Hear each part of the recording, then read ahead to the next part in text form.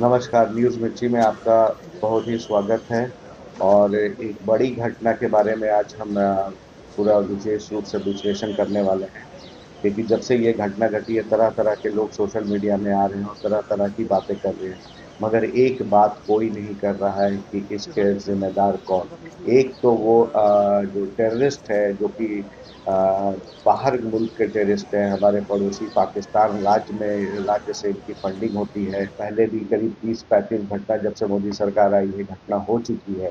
तो इस घटना का न्यूज़ मिर्ची पूरी टीम और पूरे झारखंड के लोगों के तरफ से हम इसकी कड़ी निंदा करते हैं। पर बात यहाँ पे सिर्फ निंदा की नहीं है। जो सबसे बड़ी बात यहाँ निकल कर के आती है कि इस घटना के ज़िम्मेदार कौन?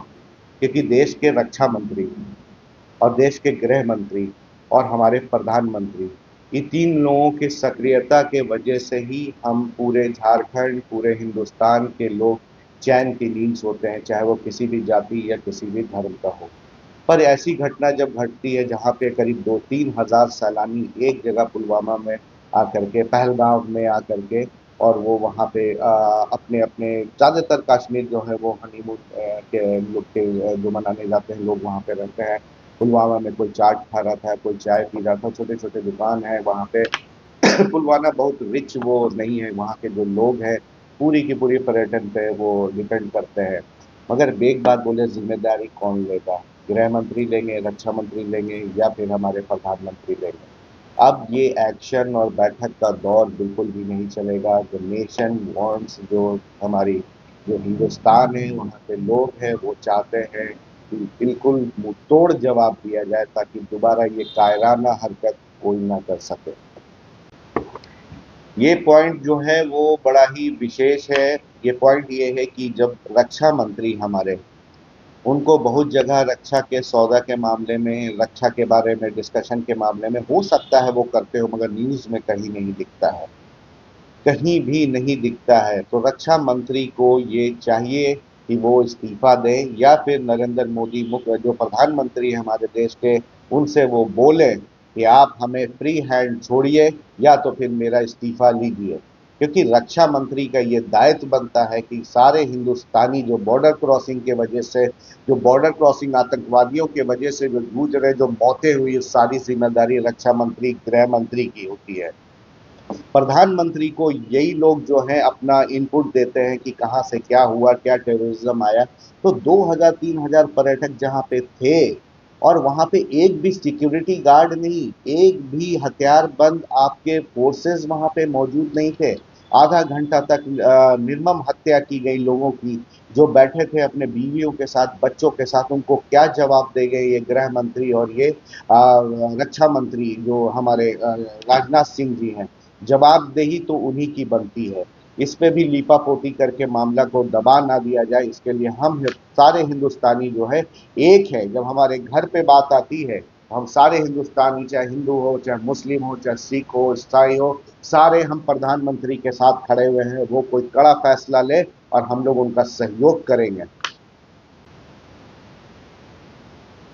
स्वर्ग को नर्क बनाने वाले लोग जो पहलगांव में इतनी बड़ी घटना को अंजाम दिए, ज्यादातर लोग वहां एक हनीमून कपल से मैं सोशल मीडिया पे देख रहा हूं। हो सकता है मेरी बात आपको ठीक ना लगे, पर क्या है, मैं बेबाक बोलता हूं।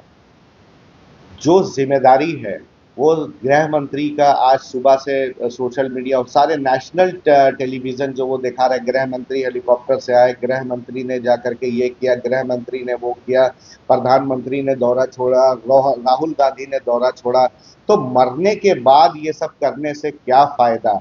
असली श्रद्धांजलि तो तब होगी कि इन लोगों को मारा जाए, और जो जिन लोगों का इसमें संलिप्तता है, क्या है, किसी भी देश का सारा हिंदुस्तानी साथ में है, आपको उस पर संज्ञान लेना चाहिए और त्वरित कार्रवाई करनी चाहिए, बिना बैठक और बिना सोचे और बिना समझे। क्योंकि ये घटना इतनी आसान नहीं है। क्योंकि इस घटना के बारे में तो ये कहा जा रहा है, काफ़ी तौर पे है, जो शिवसेना के भी लोग हैं ये कह रहे हैं, और कांग्रेस के भी कुछ लोग कह रहे हैं। पर ये राजनीति होता है कि इस घटना की जिम्मेदारी खुद अमित शाह जी ले, मुख्यमंत्री वहाँ का ले, वहाँ के गवर्नर लें, वहाँ के जो देश के प्रधानमंत्री बोले, और वो इस्तीफा दे। सबसे पहले तो उनको इस्तीफा देना चाहिए, या फिर हमको उसकी सजा का, जो लोग मारे गए हैं उनको असली श्रद्धांजलि तब मिलेगी जब ये बॉर्डर क्रॉसिंग के लोग जो है वो जा करके इस पे इंडिया जो है उस पे हमला करे और बताए कि हमारे अगर एक लोग मारे जाते हैं तो हमारा असर क्या होता है। पर यहाँ तो 28 पर्यटकों को मार दिया गया है जिनका कोई कसूर नहीं था। कश्मीर में, पूरे कश्मीर में जो दहशतगर्द थे वो कहीं नहीं कहीं कश्मीरी लोगों का भी उसमें थोड़ा सा इन्वॉल्वमेंट रहता था, चाहे वो पानी पिलाने में हो चाहे वो खाना खिलाने में हो।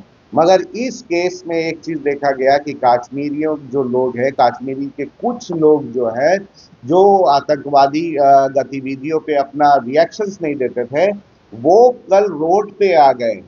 इसीलिए कहा गया है कि जब आप आतंकवादियों को, पाकिस्तान का आपने हालत देखा कि जब वो आतंकवादियों को संरक्षण दे रहा है, आज वो आतंकवादियों से जूझ रहा है। श्रीनगर के लोग पहली बार कल वो सड़क पे आए और आतंकवादी और दहशतगर्द के बारे में उन्होंने खुलेआम बोला, क्योंकि उनके पेट पे लात पड़ा है। उनकी रोजी रोटी जो पहलगाम में जो जो वो डेस्टिनेशन है वो टूरिस्ट प्लेस का, वहां पे इनकी रोजी रोटी चली गई। अब कश्मीर, हमको लगता है कि कई सालों तक लोग कश्मीर अवॉइड करेंगे जाना, खास करके पहलगाम में। तो जब बात अपने पे आती है तो फिर वो रोड पे, सड़क पे आते हैं। तो ये Iya kemai saya iya. Iya kemai dan. Iya baca kemai bala saya. Kurang tu bada iya saya.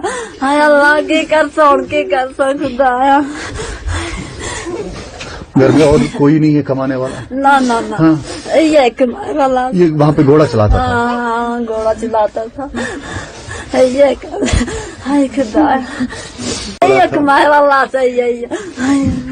Iya kemai dan. Iya baca kemai bala saya. Kurang tu bada iya saya. Hai Allah। तो आपने देखा ये किस तरह का disturbing visuals है, जो कि मेरा जहां तक ख्याल है कि अगर कोई इंसानियत का, अगर किसी भी इंसान में इंसानियत होगी और वो देश के हक में होगा और वो देश के भक्त होगा, तो वो रात में चैन की नींद नहीं सोएगा। देखिए कितना विजुअल्स जो है कितना डिस्टर्बिंग है। शायद ये विजुअल्स हमको महीने भर सोने ना दे।